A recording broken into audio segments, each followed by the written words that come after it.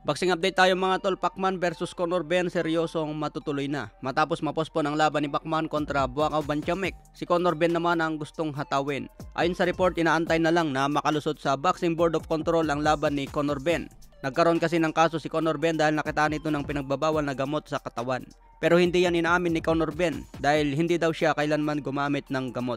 Kaya ba na lang po natin ang bakbakan na yan kung matuloy ngayong 2024. Samantala, Mike Tyson nagpakita ng malupit na galawan. Nangako si Tyson na tatapusin na niya ang karera ni Jake Paul. Nagsimula daw ang karera ni Jake Paul sa undercard ni Mike Tyson versus Roy Jones. Nakalaban niya noon si Nate Robinson na isang retired NBA player. Ito ang pangalawang laban ni Jake Paul pero dito siya mas nakilala sa mundo ng boxing. Matapos pabagsakin si Nate Robinson, sunod-sunod na ang laban ni Jake Paul laban sa mga retired MMA fighter. Hanggang napalaban si Jake Paul sa isang tunay na boksingero kontra Tommy Fury, kapatid ito ni Tyson Fury. Dito natikman ni Jake Paul ang kauna-unahang talo. Pero muling nagbalik si Jake Paul laban kay Nate Diaz na MMA fighter. Napalaban din siya kay Andre August at Borland.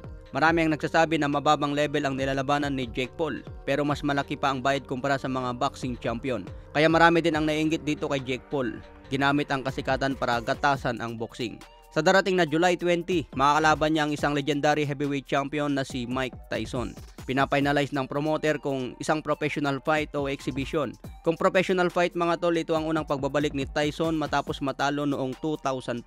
Exhibition ang naging laban niya kontra Roy Jones kaya hindi kabilang sa kartada. Nangako si Tyson na tatapusin na ang boxing career ni Jake Paul. Edad 57 na ngayon si Mike Tyson kaya abangan natin kung kaya pang lumaban. Mapapanood natin ang laban na yan sa Netflix. Sa iba pang balita, Mark Magnifico Magsayo, todo ang pag-aanda para sa susunod na laban. Naging WBC champion si Magsayo matapos talunin si Gary Russell pero natalo sa unang depensa laban kay Ray Vargas. Matapos malasap ang unang talo, napalaban agad sa interim WBC laban kay Brandon Figueroa.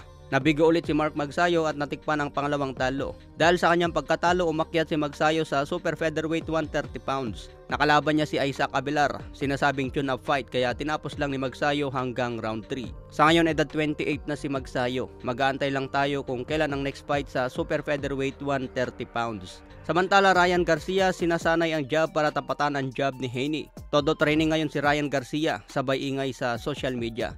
Sinabihan si Devin Haney na kumakain ng ratbu. Sinabi pang kakainin ang tenga ni Haney tulad kay Evander Holyfield. Pero mas matindi raw kay Ryan Garcia dahil dalawang tenga ang kainin niya kay Devin Haney. Okay mga tol, laban na lang natin yan sa April 20. Hanggang sa muli mga tol, salamat.